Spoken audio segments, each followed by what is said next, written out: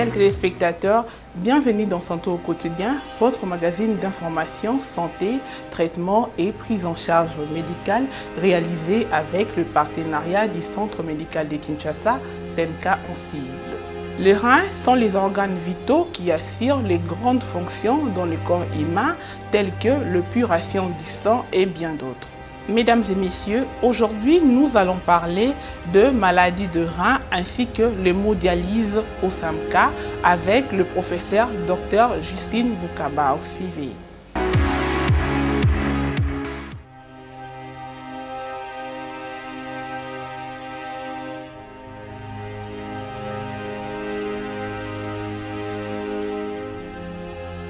Moi, c'est le professeur Dr Justine Boukaba, néphrologue et médecin chef du centre hospitalier CMK.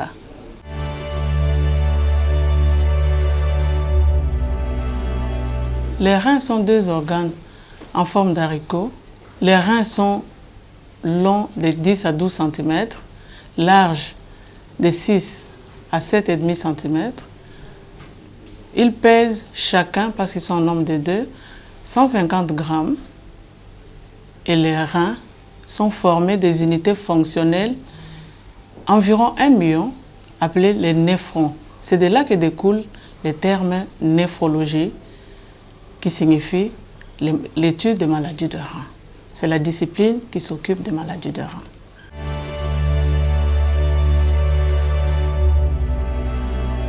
Les reins sont des organes indispensables au fonctionnement de l'organisme humain. Les reins assurent l'épuration du sang des déchets. Ça veut dire en d'autres termes, c'est les reins qui jouent le rôle de filtre, qui débarrassent l'organisme des déchets tels que l'urée et la créatinine, qui sont dosés quand les reins sont malades, les taux augmentent. Les reins assurent la constance de la quantité de sel et de l'eau de l'organisme. L'eau et les sels de l'organisme doivent rester en quantité constante pour le fonctionnement correct de l'organisme. Et c'est les reins qui assurent cette constance. Les reins interviennent dans la régulation de la pression artérielle.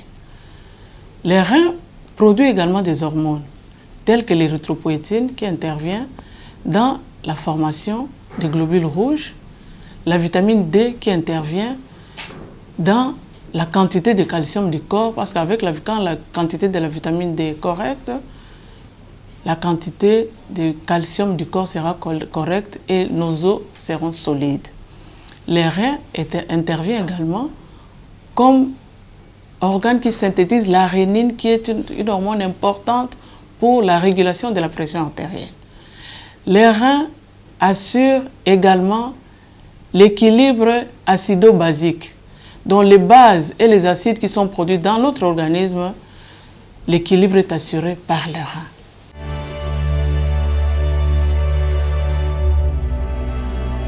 Les reins sont malades de plusieurs façons. Les reins peuvent être malades en aigu comme en chronique.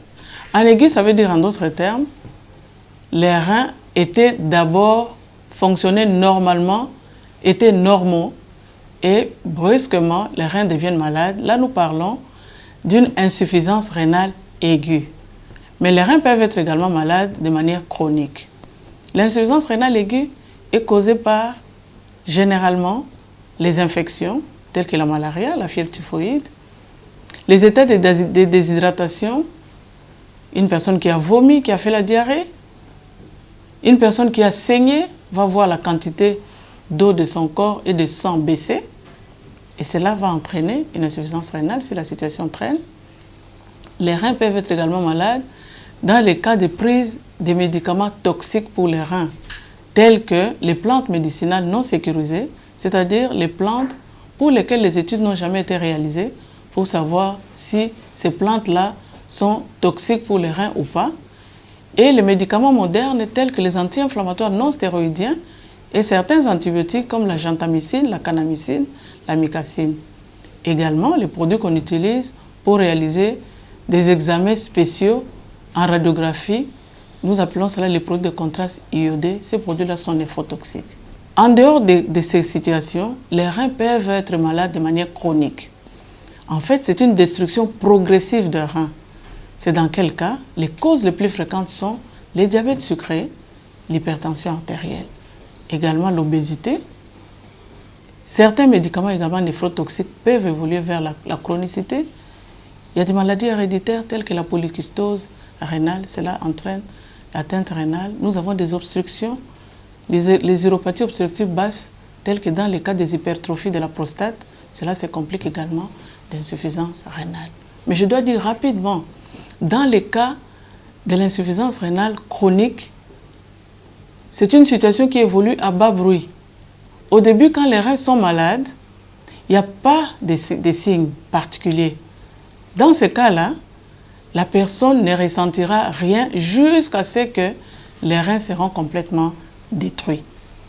Mais les reins peuvent être malades sans être insuffisants. Les gens, par exemple, qui perdent les protéines dans les urines, ces gens-là, quand on fait un examen simple d'urine, on va constater qu'il y a des protéines dans les urines, mais la personne peut ne pas avoir de signes. Et en ce moment-là, les reins peuvent encore continuer à fonctionner normalement. C'est au fil du temps que l'insuffisance rénale va s'installer.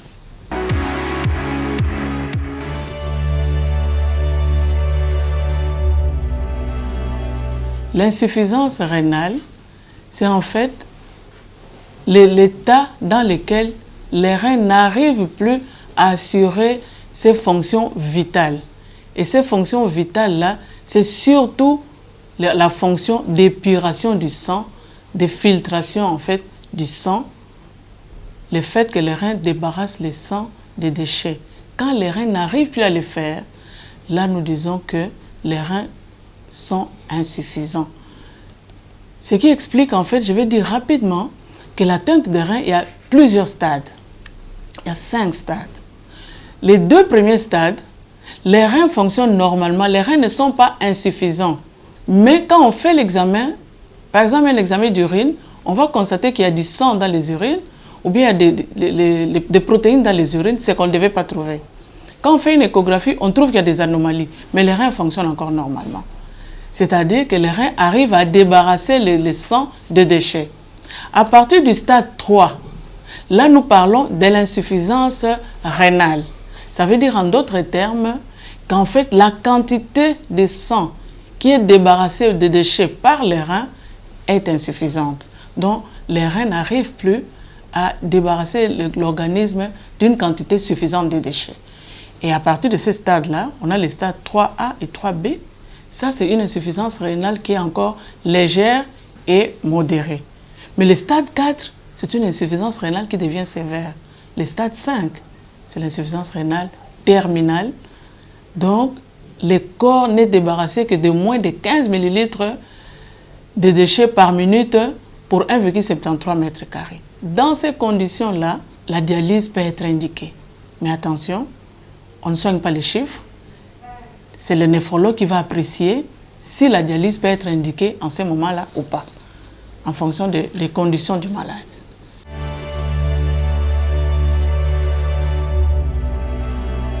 Ici au CMK, nous soignons l'insuffisance rénale en respectant les normes internationales. Tel que je l'avais dit, quand l'insuffisance rénale est légère, à ce stade-là, le traitement va consister à soigner la cause de l'insuffisance rénale, à chercher les complications qui sont déjà installées de l'insuffisance rénale que nous devons soigner. À ce stade-là, nous devons insister sur tous les facteurs qui peuvent faire progresser, faire avancer l'insuffisance rénale. Agir sur ces facteurs-là tels que l'hypertension, nous devons normaliser la tension. Les diabètes sucrés, nous devons équilibrer les diabètes. Il faut que le taux de sucre soit normal, inférieur à 126 mg par décilitre et la tension inférieure à 140 sur 90 mm de mercure. Nous devons éviter les médicaments qui sont néphrotoxiques. Nous devons éviter les états de déshydratation, tout ce qui peut altérer la fonction rénale. Mais quand l'insuffisance rénale devient modérée, à ce stade-là, nous devons également préparer les malades, éviter de faire des ponctions veineuses n'importe où. Quand l'insuffisance rénale devient modérée, nous préparons les malades tout doucement, sachant que ces malades peuvent évoluer vers les stades terminaux qui va demander la dialyse. Là, nous allons les préparer, on va lui donner des vaccins des vaccins qui sont nécessaires, tels que les vaccins de l'hépatite B. Et au stade 4, nous préparons les malades à la dialyse. Bien sûr, nous soignons les complications et nous agissons également sur tous les facteurs qui font progresser l'insuffisance rénale. Au stade 5, le stade de dialyse, c'est à moi, néphrologue, de juger. Est-ce que ces malades, bien qu'il est arrivé au stade terminal, indiquant la dialyse, est-ce que je dois les prendre en dialyse? Si je trouve que le malade réunit les conditions pour qu'il soit pris en dialyse, là, en ce moment-là, je vais l'orienter à l'unité d'hémodialyse. Je dois vous dire, Madame Yasmine, que le SEMCA dispose d'une unité d'hémodialyse qui répond aux normes internationales.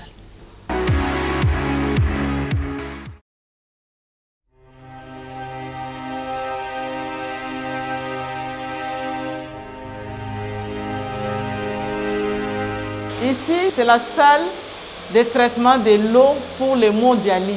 L'hémodialyse sert à purifier le sang. Et pour purifier le sang de quelqu'un, il faut qu'on utilise de l'eau purifiée également traitée. On ne peut pas utiliser directement l'eau de source ou l'eau du robinet pour faire la dialyse. Dans cette salle, l'eau qui entre provient du robinet, mais en sortant, ça sera de l'eau qui a été débarrassée des toxiques, des déchets, de tout ce qu'il y a comme impureté. Donc c'est de l'eau pure pour la dialyse qui sort de cette salle pour l'hémodialyse qui remplace en fait les reins endommagés et le malade est orienté en fait pour sa séance de dialyse. Au centre médical de Kinshasa, nous avons plusieurs machines d'hémodialyse ou des reins artificiels. Comme vous le savez, l'hémodialyse ou la dialyse en général remplace les reins. Donc, c'est la dialyse qui remplace les fonctions de reins. Pour faire la dialyse au centre médical de Kinshasa, si le malade est à la force, n'est pas trop fatigué, n'est pas hospitalisé, vient de la maison, le malade va venir dans l'unité d'hémodialyse. Et quand le malade arrive à l'unité d'hémodialyse, on prend son poids avec une chaise, on utilise une chaise balance. Après cela, on prend sa taille. Le malade est installé pour commencer sa dialyse. La dialyse ne se passe pas qu'avec le médecin. Nous avons l'équipe infirmière et infirmier. Quand le malade arrive, l'infirmier va l'installer. Pour réaliser une bonne dialyse, nous avons besoin d'un bon générateur d'abord.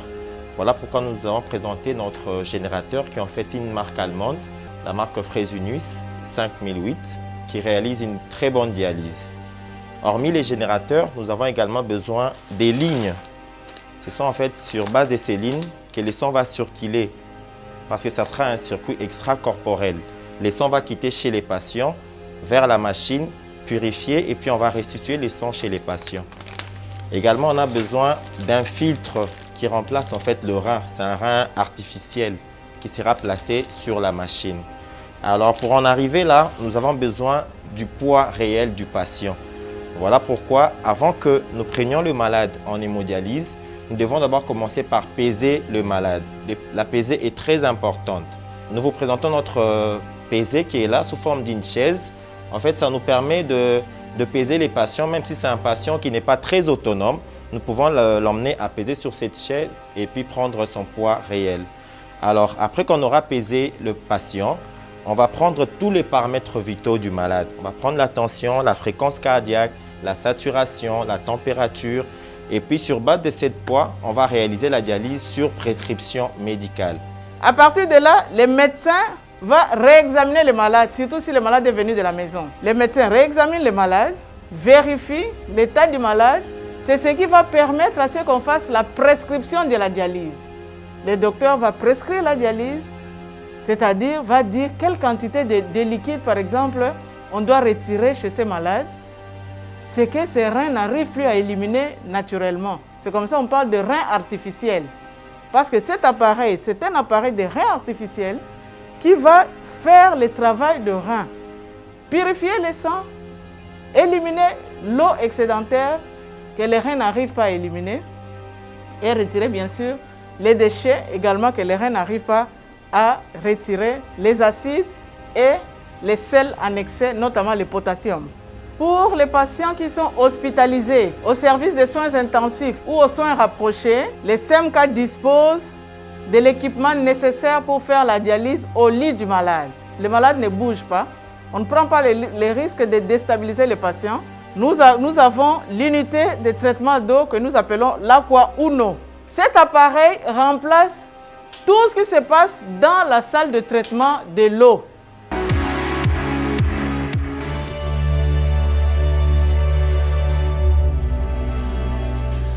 La dialyse, c'est une technique médicale qui sert à l'épuration du sang sans passer par les reins. Donc c'est une épuration qui se fait en dehors de reins. L'épuration du sang par la dialyse peut se faire soit dans l'organisme, en utilisant la membrane qui recouvre les viscères, les organes internes du ventre ou de l'abdomen. Cette membrane-là est appelée membrane péritonéale et cette dialyse, c'est une dialyse péritonéale. Mais l'autre modalité de dialyse, c'est l'hémodialyse. Donc en fait, l'hémodialyse ou rein artificiel. Donc cette procédure utilise un générateur qui est le rein artificiel, qui est muni d'un filtre, d'un dialyseur, d'une membrane de dialyse qui est en dehors de l'organisme humain, qui va jouer le même rôle que le rein de débarrasser le sang de tous les déchets. Et le sang débarrassé de déchets retourne chez le malade par une autre ligne, parce qu'il y a toujours deux lignes. La ligne de sortie du sang pour les générateurs et la ligne de retour de sang vers le malade, le sang qui est débarrassé de déchets.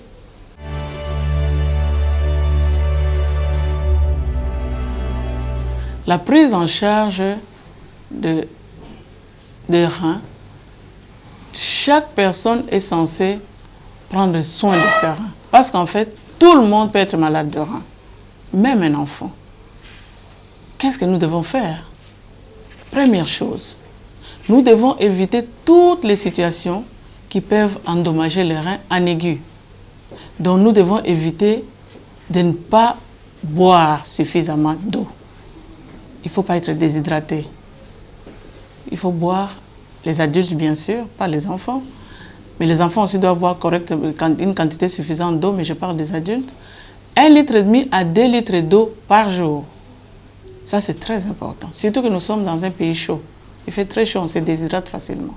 La deuxième chose, nous devons éviter de manger trop salé, de manger trop gras et de manger trop de sucre.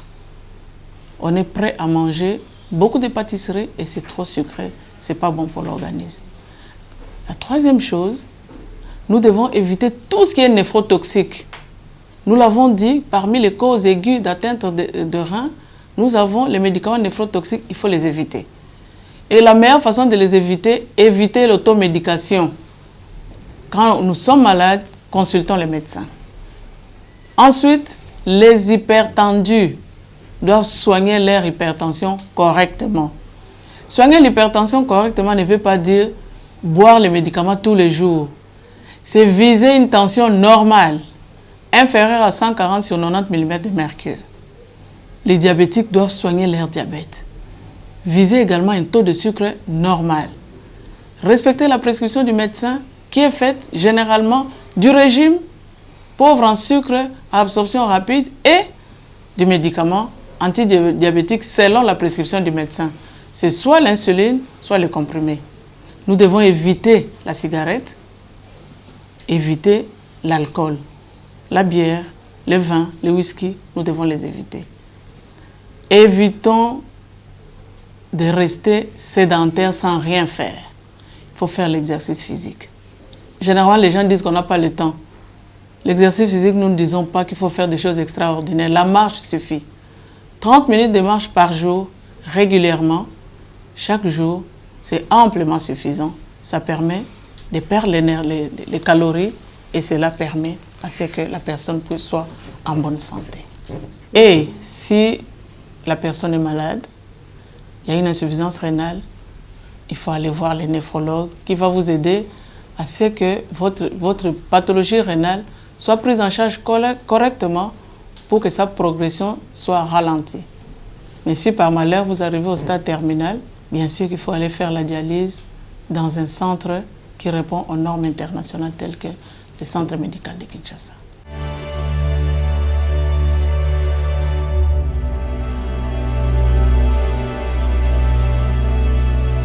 Une personne qui n'arrive pas à contenir ses urines, la première chose, c'est de chercher à savoir pourquoi la personne n'arrive pas à contenir ses urines.